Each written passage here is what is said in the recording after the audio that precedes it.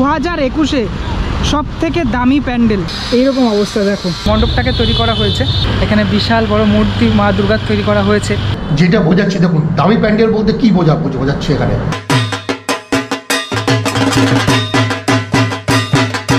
প্রতি বছরে দুর্গাপুজো কোনো না কোনো ক্লাব বিশেষ কোনো আকর্ষণ রাখে।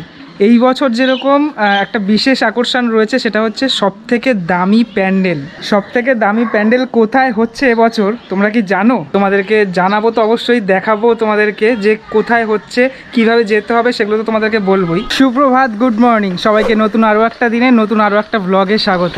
আজ তোমাদের দেখাবো সবথেকে দামি প্যান্ডেল, মানে 2021 সালের দুর্গাপুজোয় কলকাতায় সবথেকে দামি প্যান্ডেল। প্যান্ডেলটা কেন দামি প্যান্ডেল সেটা তো গিয়েই আমাকে বুঝতে হবে, কেননা কি দিয়ে বানানো হচ্ছে, হিরে দিয়ে নাকি রূপো দিয়ে না সোনা দিয়ে, সেটা তো দেখবই।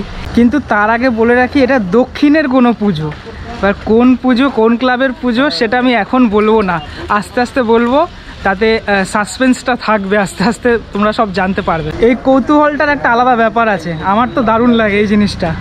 যারা আমার মতো প্রতিনিয়ত কলকাতার রাস্তায় যাতায়াত করো, তারা জেনেই গেছো বা বুঝেই গেছো আমি কোন প্যান্ডেলটার কথা বলছি আজকে, বা কোন ক্লাবের আজকে আমি যাব।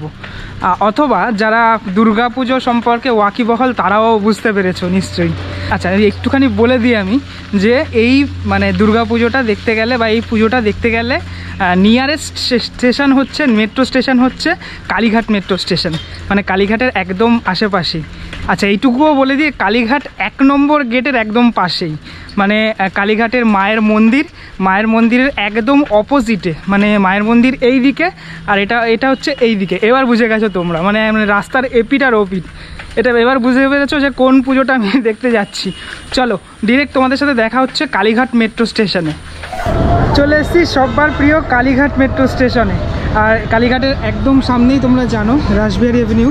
যদিও আমি গেট নম্বর 9 থেকে বেরোলাম, তোমরা যখন বেরাবে, মানে ফার্স্ট যদি এই প্যান্ডেলটা দেখতে চাও, তাহলে গেট নম্বর 1 থেকে বেরাতে হবে।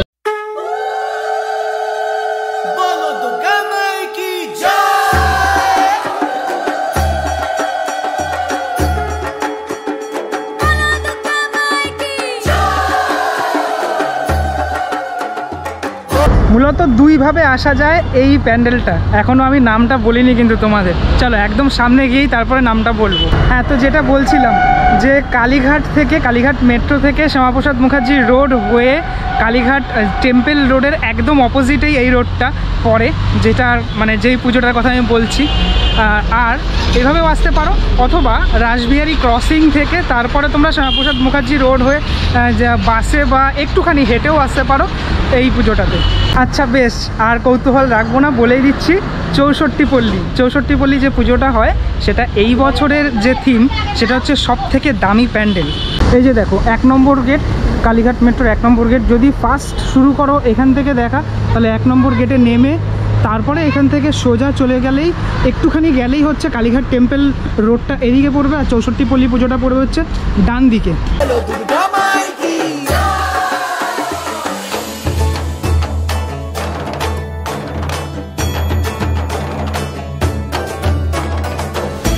আরও একভাবে আসা যায়, সেটা হচ্ছে শিয়ালদা থেকে যে কোনো রাসবিহারী ক্রসিং বা এই দিকের বাসে আসবে।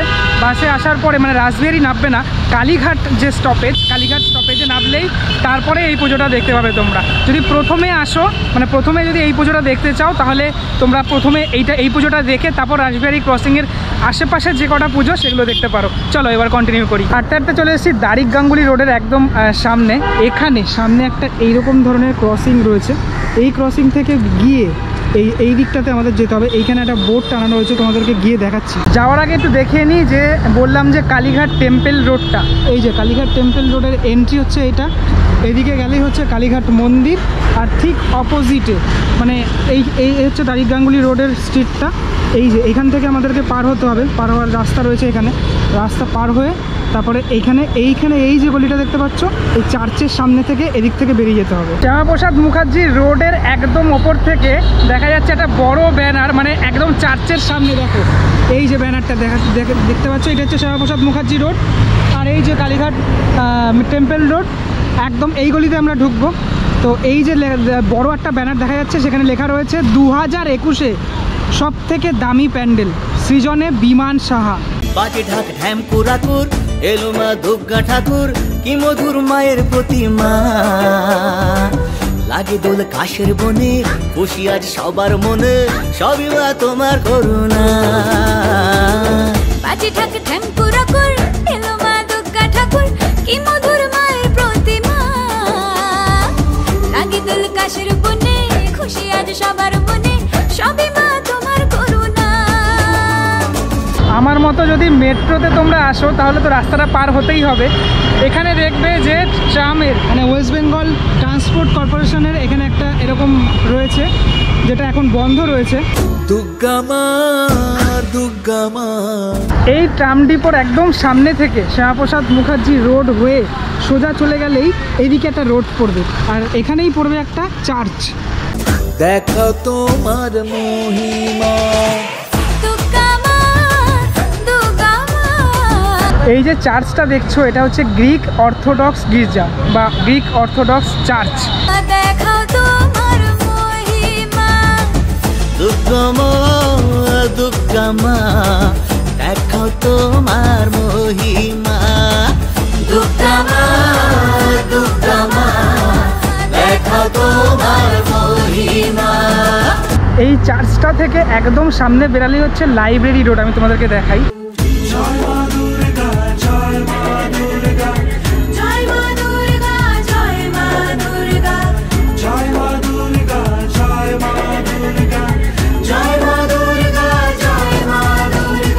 আর 64 পল্লীর পুজোটা হয় হচ্ছে এই লাইব্রেরি রোডের ওপরেই, যেটা এবছর দামি প্যান্ডেল, সব থেকে দামি প্যান্ডেল। মানে কলকাতায় যতগুলো দুর্গাপুজো হচ্ছে সব থেকে দামি প্যান্ডেল। এই বছরের থিম হচ্ছে 64 পল্লী এটাই।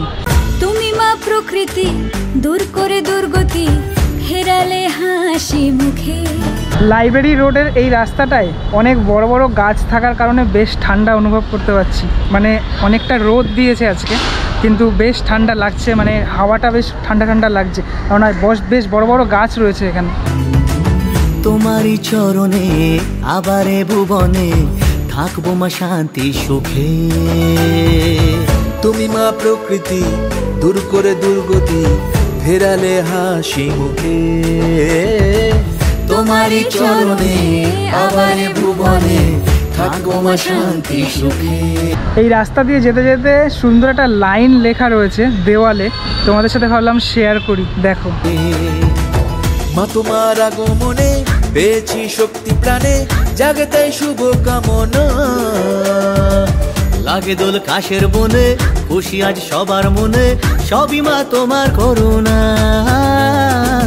দুর্গা মা, দুর্গা মা, দেখাও তোমার মহিমা। দুর্গা মা, দুর্গা মা, দেখাও তোমার মহিমা। শুধু যে লাইনগুলো কথা বলছে সেটা নয়, এখানে একটা আঁকা রয়েছে, যে আঁকাটা কিন্তু একটা সুন্দর মানে একটা বার্তা দিচ্ছে। দুর্গা মা, দুর্গা মা, দেখাও তোমার মহিমা। এখান থেকে একটুখানি এগালেই এরকম একটা জায়গা পড়বে, তোমরা দেখতে পাবে, যেখানে শ্রী চৈতন্য একটা গৌরাঙ্গ মঠ রয়েছে। এটা হচ্ছে মঠ একটা, আর এই জায়গাটাতে পুজোটা হয়। অলরেডি খুঁটি পুজো কমপ্লিট হয়ে গেছে। এখানে একটা এরকম টাইপের রোড চলে গেছে এদিক থেকে, আর পুজোটা হচ্ছে এইখানে হয়। এই জায়গাটা একটু তোমাদেরকে বলে রাখি যে লাইব্রেরি রোড একদম শেষ করলে, মানে এই যে লাইব্রেরি রোডটা শেষ হলো এই জায়গাটাতে, এই যে রোডটা দেখতে পাচ্ছ এই রোডটা হচ্ছে সতীশ মুখার্জি রোড, আর প্যান্ডেলটা এখানে হয়। আর এই যে রোডটা মানে লাইব্রেরি রোডের একদম সোজা বরাবর এই যে রোডটা, এটা হচ্ছে নকুলেশ্বর ভট্টাচার্য রোড। তো তোমরা লাইব্রেরি রোড ক্রস করলেই দেখতে পাবে পুজোটা একদম ডান কোন দিকে পড়ছে, বাঁ দিকে পড়ছে। আমি যেহেতু ক্যামেরা নিয়ে এখানে তোমাদের সাথে কথা বলছি, তাই জন্য বাঁদিক ডান দিক গুলিয়ে ফেলছি। যাই হোক, বাঁ দিকে দেখতে পাবে। এবার আমি তুমি দেখি এদিকটাতে।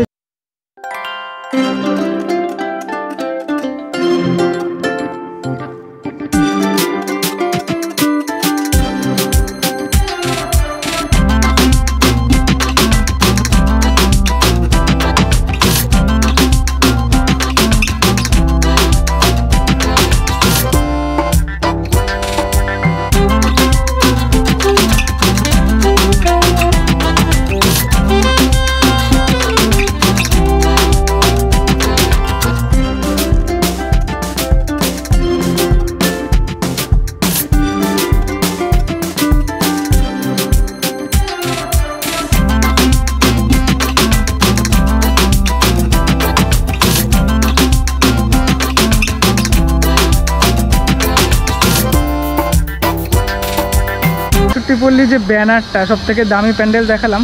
এবারে দেখি প্যান্ডেলের একদম সামনে এইরকম অবস্থা, দেখো খুঁটি পুজো তো হয়ে গেছে, আর এখানে বেশ কিছু টিনের জিনিসপত্র এখানে দেখতে পাচ্ছি। এখন জানি না এগুলো কি এখানে এমনি রাখা হয়েছে মানে ব্লক করার জন্য, কিংবা এখানে এইগুলো দিয়েই কাজ হবে কি না সেটা এখনও বোঝা যাচ্ছে না।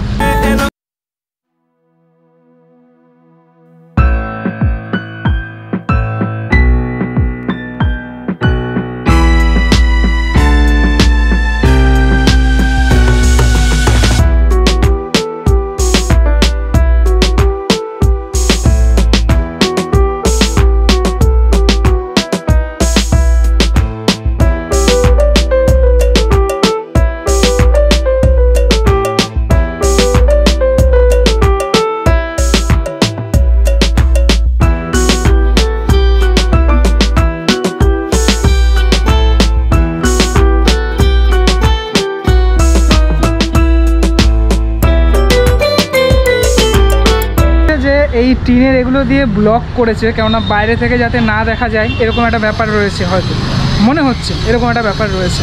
দেখা যাক এগুলোর সাথে প্যান্ডেলের কোনো যোগ আছে নাকি সেটা আগামী দিনেই দেখা যাবে। এবার চলো তোমাদেরকে একটু ভিতরে যদি দেখা যাই আমি, তাহলে কি দেখতে পাচ্ছি চলো দেখি। এই যে এখানে দেখতে পাচ্ছি প্লাস্টিক দিয়ে কিছু একটা করার চেষ্টা করা হয়েছে, এখানে মিস্ত্রিরা কাজও করছে। এই যে প্লাস্টিক দিয়ে, এগুলো প্লাস্টিকের ম্যাটেরিয়ালস।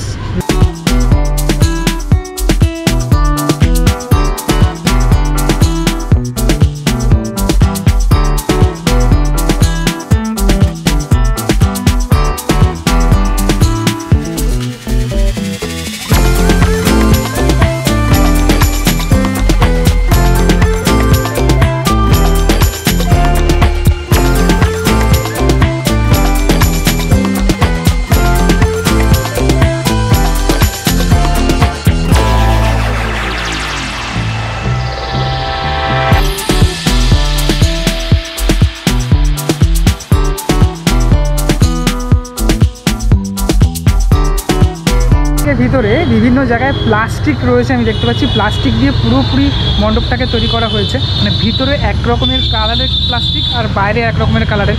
আমার পিছনে তোমাদেরকে যে দেখালাম সবুজ কালারের, গ্রিন কালারের যে প্লাস্টিকগুলো তোমরা দেখতে পাচ্ছ, খাম্বাগুলো যে তৈরি করা হয়েছে। আবার সামনের দিকে দেখো, এখানে বেশ কিছু কারুকার্য করা রয়েছে। আর এইখানে কিন্তু বিভিন্ন রকমের প্লাস্টিক। এটা আবার আচ্ছা, এগুলো প্লাস্টিক নয়, আমি তোমাদের কাছ থেকে দেখাচ্ছি। দেখো এগুলো হচ্ছে এই যে আমরা যে খাই, মানে ছোট মানে ফুচকা বা বিভিন্ন রকমের ছোট মিষ্টি খাই, সেই মিষ্টির যে কাগজের মিষ্টির যে কাগজে দেওয়া হয় সেগুলো।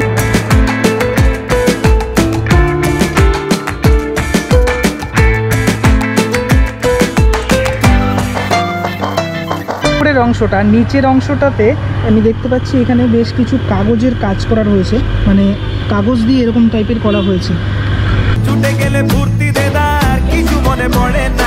শুধুমাত্র যে সাইড দেখাবো সেটাও নয়, ওপরটা দারুণ লাগছে, জাস্ট অসাধারণ লাগছে। দেখাই তোমাদের।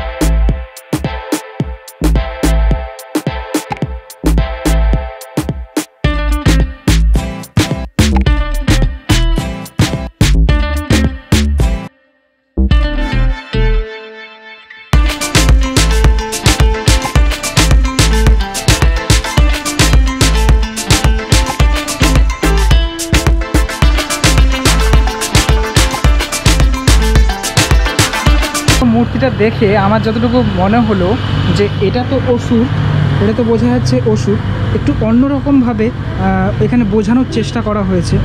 দেখো মা দুর্গা রয়েছে, অসুর রয়েছে, এবার দেখা যাবে মানে এখনও তো পুরোপুরি তৈরি করা হয়নি। এখানে ষাঁড়ের অসুরটাকে ষাঁড় হিসাবেও দেখানো হয়েছে, দেখো ষাঁড়ের যে এখানে শিং সেটাও রয়েছে। আর এই দিকে আমরা দেখতে পাচ্ছি মা দুর্গা রয়েছে, এই যে মা দুর্গা, এখনও অবয়বটা সবে তৈরি হয়েছে, পুরোপুরি এখনও তৈরি হয়নি। দাঁড়িয়ে রয়েছি একদম সবথেকে দামি প্যান্ডেলের ভিতরে, কাজকর্ম তো চলছে তোমরা দেখতেই পাচ্ছ। যাই হোক, তোমাদেরকে দেখানোর চেষ্টা করলাম যে কি দিয়ে প্যান্ডেলটা তৈরি করা হচ্ছে, কি কি ম্যাটেরিয়ালস এখানে ইউজ করা হয়েছে। আশা করি তোমরা বুঝতে পারলে যে কী কী ম্যাটেরিয়ালস ইউজ করা হয়েছে, আর সবথেকে দামি প্যান্ডেল কেন বলা হয়েছে সেটারও একটা ব্যাখ্যা রয়েছে।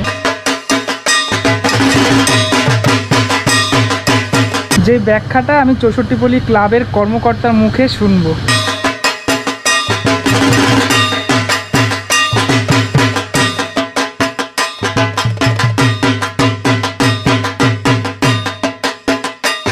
এই প্যান্ডেলটা প্রতি বছর দেখেন? প্রত্যেক বছরই দেখি। এই ছোটবেলা থেকে ভালো লাগে? ছোটবেলা থেকে প্যান্ডেল হাওড়ার ছিল তো, হ্যাঁ ভালো লাগে এই আর কি, আর কিছু না। আমার সাথে এই কাকুর এক্ষুনি এখানে দেখা হলো, তাই জন্য আমি কাকুর সাথে কথা বললাম। কাকু বললো যে এটা তো ভালোই লাগেই, কেননা পাড়ার আপনাদের এইখানেই। না, আমার এখানে না, আমি এখানে চাকরি করি। আচ্ছা, এখানে চাকরি করেন? হাঁটার পথে যাচ্ছি, গাড়ি আসছে, সরে আসুন। এই হাঁটার পথে, তাই জন্য এখান থেকে দেখাটা মানে দেখাই যাচ্ছে যেহেতু, তাই জন্য একটু দেখে গেলেন।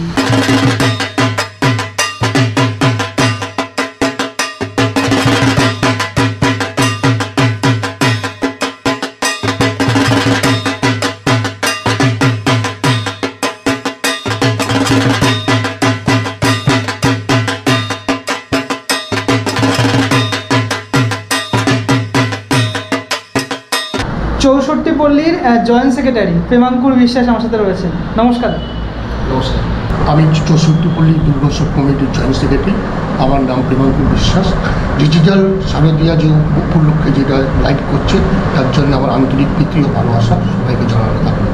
বেশ, এবার জানতে চাইবো হচ্ছে 64 পল্লী এমন একটা ক্লাব যেটা একদম সামনেই, কালীঘাট মেট্রো থেকে একদম সামনে। আপনার কাছে জানতে চাইবো আপনাদের প্যান্ডেলে আসার ল্যান্ডমার্কটা তুমি বলবেন। দেখুন, আমরা যে 64 পল্লী আছে আমাদের একটাই মাত্র দর্শন, সেটা হচ্ছে কালীঘাট কালী টেম্পল। তো কালীঘাট মায়ের যে চরণ, মায়ের যে চরণে সবাই আসে, ওই চরণটাই আমাদের হচ্ছে সবথেকে বড় ল্যান্ডমার্ক। এরপরে মায়ের চরণ ছাড়া কি বড় ল্যান্ডমার্ক আছে কোনো জায়গায়? একদমই তাই। প্রেমাঙ্কুর বাবু, এই বছর আপনাদের 64 পল্লীর পুজো কততম বর্ষে পদার্পণ করবে? 64 পল্লী দুর্গোৎসব কমিটি এই বছর আমরা 73তম বর্ষ পদার্পণ করেছি। 73তম বর্ষে সারা কলকাতা প্লাস জেলায় আমরা দেখছি যে সবথেকে দামি প্যান্ডেল, এই ব্যাপারে আপনি কিছু বলুন। 64 পল্লী দুর্গোৎসব কমিটি প্রতিবারই আমরা একটা কনসেপ্ট রাখি, সেই কনসেপ্টের মাধ্যমে আমরা দর্শকদের জন্য আমরা বার্তা পাঠাই। সেই বার্তাটা এরকম হয়, সমাজের যেসব জিনিসগুলো নিয়ে আমরা চলি সেই জিনিসগুলো নিয়ে আমরা পুজো প্যান্ডেল আমরা ইউজ করে থাকি। তো এবছর আমরা যে বার্তাটা দিতে চাইছি যে এই করোনা প্যান্ডেমিকের সময় যে সব থেকে দামি প্যান্ডেল কী বোঝাচ্ছে, আমাদের প্যান্ডেলে না আসলে পরে আপনারা চিন্তা করতে পারবেন না। প্লাস এই যে ডিজিটাল মাধ্যমে আপনারা আজকে যে বলছি, যেটা আপনি শুনবেন দেখবেন, তার মাধ্যমে আপনারা আমার প্যান্ডেলে উপভোগ করতে পারবেন। বেশ, আমরা কি এটা ধরে নিতে পারি যে সমসাময়িক দিক থেকেই কোনো কিছু প্যান্ডেলে থাকছে? সবসময় থাকবে। আমাদের তো চলতে গেলে যখন একটা প্যান্ডেল করি আমাদের তো বিধিনিষেধ সব কিছু থাকে, সব জিনিস থাকবে ওখানে, কোনো জিনিস নেই মানে প্যান্ডেমিক সময় আমাদের ওখানে স্যানিটাইজার থাকবে, মাস্ক থাকবে, আমাদের যে সেফ ডিস্টেন্স যেটা সরকার থেকে বিধিনিষেধ করেছে সেটাও আমাদের ব্যবস্থা থাকবে। বেশ, থিম সম্পর্কে কিছু আভাস?